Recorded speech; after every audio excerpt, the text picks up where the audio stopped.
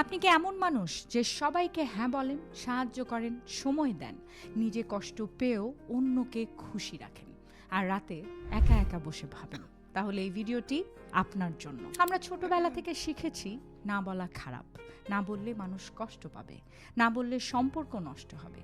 তাই আমরা হাসি মুখে হ্যাঁ বলি সব কিছুর জন্য, আর ভেতরে ভেতরে মরে যাই।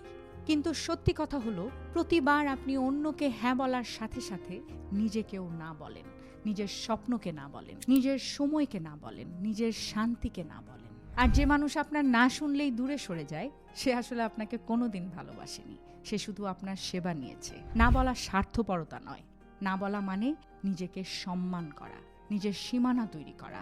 আজ থেকে একটা ছোট্ট অভ্যেস তৈরি করুন। কেউ কিছু চাইলে সাথে সাথে হ্যাঁ বলবেন না, একটু থামুন, ভাবুন, নিজেকে জিজ্ঞেস করুন যে এটা কি আমি সত্যি করতে চাই।